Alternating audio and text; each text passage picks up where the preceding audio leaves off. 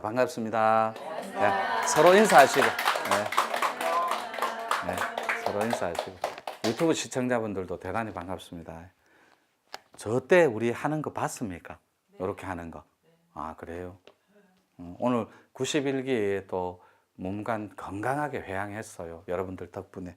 오늘은 금요일이라서 2박 3일 수련생들도 있고 5박 6일생들도 있고 또 오늘은 제목 자체가 약간 재밌는 제목이에요. 적어 볼게요. 이거 신의 설계도. 이렇게. 제목 자체가 재밌어요. 이 신의 설계도는 이번 장에서는 이게 일주일짜리 7페이지, 7페이지로 된 교재예요. 그래서 오늘은 아주 공부를 재밌게 한번 해볼게요. 근데 이 신의 설계도를 알기 이전에 우리는 약간 무거울 수도 있어요. 주제 자체가 이렇게. 우리 지구 공동체가 이렇게 지향해야 될 문제가 뭐가 있고 또 지구 공동체가 해결해야 될 문제점이 뭐가 있는지를 먼저 살짝 파악할 필요가 있어요. 이 지구 공동체는 첫 번째가 환경 문제가 있을 수 있어요. 환경 문제. 그 다음에 종교 문제 이런 거. 문제. 그 다음에 이념과 사상 문제 이런 거. 이념과 사상. 이런 것들이 건강하게 개선되지 않으면 이 지구 공동체의 미래는 암울할 수밖에 없어요. 그런데 지구 공동체를 환경 문제에 깊이 있게 개입하고 또 종교의 문제에 깊이 있게 개입하고 우리 각자의 가치관과 사상이 될 수 있는 요 전체 틀을 세계관으로 한번 잡아볼게요. 이렇게 세계를 향하는 가치관이에요. 요 전체를 잡아볼 때 우리가 어떤 이념과 사상으로 세계관을 대처하고 세계관에 우리가 그 조건이 놓여서 건강한 이념으로 실현할 수 있고 실천할 수 있는 문제는 굉장히 중요해요. 근데 이런 걸 두리뭉실하면 굉장히 추상적이에요. 형이상학적이고. 그런 거 말고 요거를 사회 문제로 끌고 나온다면 환경 문제, 종교, 이념과 사상 이런 일체의 세계관을 이 시대에 맞게 사회적으로 끌고 나온다면 요 홍익 사상과 이념이 대비되지 않고 여기에다가 홍익 사상과 이념을 끼워 맞추지 않으면 요 문제는 고친다 해도 일시적일 수밖에 없다라는 거예요. 그렇다면 이 홍익 사상과 이념을 설할 때 가장 안전한 안전장치가 뭐냐고. 그래서 이 홍익이라는 텍스트를 갖고 오면 이렇게 홍익 보살도를 실천할 수 있는 홍익 인간들의 무리들이 지향해야 될 세계관이 어떤 게 있냐고. 그것은 인류 평화입니다. 근데 이런 걸 말로만 부르짖지 말고 인류 평화를 실현할 때 항상 제가 두 축이 있다 그랬어요. 이렇게 정신의 구현, 이렇게 어통의 실현, 이렇게. 그러니까 사상과 이념도 좋고 종교 문제도 좋아요. 그리고 지구 환경 문제도 좋고. 사실은 지구 이 자원은 학자들 표현으로는 1984년도에서 1986년도쯤에 이미 지구 자원은 고갈된 걸로 봐요. 인간이 누릴 수 있는 자원의 한계점은. 그래서 어떻게 하면 우리 인류 평화를 실천하고 인류 평화를 구축해서 지구촌 많은 사람들이 세계관에 놓여 있을 때 그 속에서 평화와 공생이 가능한지를 한번 살펴보자는. 그래서 신의 설계도는 필수예요. 왜냐하면 홍익 인간은 뇌를 개벽한 사람이기 때문에. 이렇게 뇌를 개벽한 사람은 지구 평화, 지구 공동체, 지구 평화와 인류 평화를 실현할 수 있는 지도자들이기 때문에 이 사람들이 제3의 정신의 물결로 지구 평화에 닿아 있는 무리들이기 때문에 현대판 신인류라고 할 수 있어요. 뭐 뉴후먼이라고 표현해도 되겠죠. 새로운 인간들. 근데 이 신인류가 지향해야 되는 건 오로지 인류 평화예요. 근데 인류 평화를 할 때는 이 정신의 구현은 일종의 각의 개념이에요. 통찰의 개념. 근데 이 정신의 구현은 이성적 논리로 들어갈 수 있어요. 이렇게 이성적인 논리로. 그러니까 여러분들 이 이성은 여러분들의 좌뇌 영역이에요. 이렇게 좌뇌 영역. 그 다음에 이 어통은 좌뇌에 반대되는, 그러니까 요 좌뇌는 이렇게 해볼게요. 뇌를 개벽한 사람이 홍익인간이면 이 뇌는 좌뇌와 우뇌가 있어요. 이렇게. 그런데 이 좌뇌는 수학 공식처럼 수능 차원으로 추리 영역이라고 한다고. 이렇게. 이렇게. 요거는 사고의 힘입니다. 이렇게. 사고의 영역. 생각하고 감정을 조절하고 여러 가지 사고의 힘. 그 다음에 우뇌는 직관의 영역이라 그래요. 이렇게. 직관의 영역. 이거는 신에 다 있다고. 신. 완전한 각. 그러니까 이 신에 다 있는 이 직관의 영역을 우리는 뇌를 개혁하고 개벽시키는 가운데 반드시 인류 평화를 실천할 때 이 두 축을 잡아 돌릴 수 있는 능력자가 필요하다라는 거예요. 인류 평화를 실현할 때는. 종교 성직자들, 종교 지도자들은 지구촌에 더글더글해요. 널려 있고. 이렇게 많은 성각자들과 성직자들이 있음에도 불구하고 인류 평화의 실천과 실현은 너무나 멀리만 느껴져요. 지구 개벽도, 그리고 환경 문제, 환경 오염, 오존층 파괴, 이런 거, 엘니뇨 이런 현상들, 이런 것들이 공존하는 이 시대에 살고 있지만 개선시키고 완전히 초기화시킬 수 있는 방법에서는 전무 아무것도 없어요. 종교인도 사상가도 해줄 수 있는 것. 그랬을 때 우리가 오로지 뇌를 개벽하고 개혁한 사람들이 신인류라면 이 신인류들한테 인류 평화를 한번 맡겨보자는 거예요. 요것이 실현되는 세상이 홍익 세상이니까. 이화세계고. 그럴 때 그 이화세계를 실현하는 데는, 혹은 표현이 잘못된 걸 실천하는 데는 정신의 구현이 있고 어통의 실현이 있다고. 그랬을 때 이 정신은 통찰의 개념, 이성의 개념, 좌뇌의 개념으로 누구나 다 학습적 조건에 놓이면 깨달을 수 있다라는 거예요. 그런데 학습적 조건으로 다가갈 수 없는 영역이 있어요. 그게 신의 영역이라고.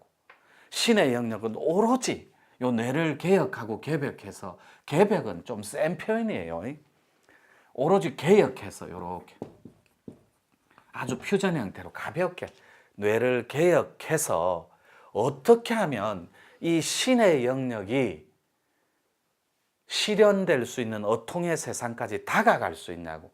그 사람은 오로지 뇌를 잘 알아서 뇌를 경영하는 가운데 신의 설계도를 해독하고 풀 수 있는 능력이 있어야 됩니다. 인류 평화를 실천하는 신인류라면. 그래서 이런 분들을 능력자라고 표현해요. 우리는 이렇게 신의 의식과 신의 기능을 최대치로 끌어올려서 인류 평화를 실천할 수 있는 무리들이라고. 새로운 세상의 새로운 인류, 그것이 바로 홍익인간, 홍익보살이라는 것. 그렇다면 예를 들어서 이렇게 우리가 건강하다라고 표현할 때 건강적 키워드를 두 축으로 볼 수 있어요. 이렇게 신경이 건강한 경우, 근육 체계가 건강한 경우, 이렇게. 그러면 신경기관을 신경계라고 보고 근육기관을 근육계라고 볼 때 이렇게 아주 평범하게, 이 근육은 세 가지로 나눌 수 있어요. 이거 잠깐 내려놓고, 여러분들 심장을 감싸고 있는 근육이 있죠. 그걸 심장 근육이라고 그래요. 이렇게. 저는 뭐 의학자는 아니니까. 그리고 여러분들 뼈와 살을 관장하고 주관하는 근육이 있겠죠. 그걸 골격 근육이라 그래요. 이렇게. 그 다음에 오장과 내장을 감싸고 있는 근육계가 있겠죠. 그걸 내장 근육이라 그래요. 이렇게. 요걸 통칭해서 근육계라고 그래요. 그럼 신경계는 여기로 끌고 와볼게요. 제가 자주 그리는 그림 있잖아요. 이렇게. 신경계는 뇌, 그다음에 척수 요렇게, 그다음에 요렇게 말초신경 요렇게 해요. 그냥 보통. 그러면 요 두 개를 중추신경이라고 하거든요. 요거는 뭐 인터넷만 쳐봐도 다 알아요. 요 자체를 말초신경이라고. 요거를 우리는 소위 말해서 신경계라고 합니다. 그런데 문제는 이 정신을 구현하고 어통을 실현할 때 인간의 인류 평화가 왜 그렇게 더디고 느리고 이 세상에서 지켜지지 않고 이루어지지 않냐면 이미 요 중추신경계와 말초신경계를 관장하는 일체 요 뇌의 영역, 신의 영역, 요 뇌의 신의 설계도가 곧 뇌의 설계도입니다. 뇌는 종합 컨트롤 타워라고, 오케스트라 치면 지휘자 같은 역할.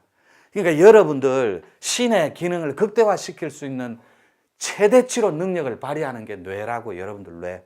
그런데 뇌는 뇌 기억이 있고 뇌 의식이 있는데 요 기억의 체계는 반드시 소멸해야 될 체계. 요거는 다음에 말씀드릴게요. 요 상태에서 신경계와 근육계를 건강하게 잡아 돌릴 수 있는 기능이 여러분 종합 컨트롤 타워 뇌입니다. 그런데 요 종합 컨트롤 타워는 인식마저도 근접할 수 없는 영역이에요. 신의 영역이라서.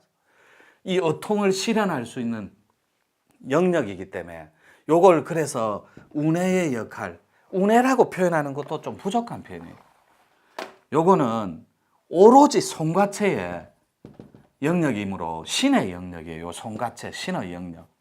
뇌는 그래서 여러분들이 최대치로 신의 기능을 극대화시킬 수 있는 어통이 하루아침에 터져 나오는 그 바로 세계, 그게 송과체라는 거예요. 뇌. 그렇다면 여러분들은 요 신경계와 근육계를 건강하게 할 필요가 있는데 왜 오늘날에 와서 옛날 그 위대했던 한문화의 위대한 키워드인 신시, 신들이 살아가는 도시, 신들이 살아가는 나라에 우리가 근접해서 인식을 쪼개버리고 뇌의 기능으로 신의 영역으로 다가가지 못하냐면 요 신경계가 완벽하게 유린당해서 신경독에 쌓여 있기 때문에 그래요. 신경독. 그리고 근육에도 근육독.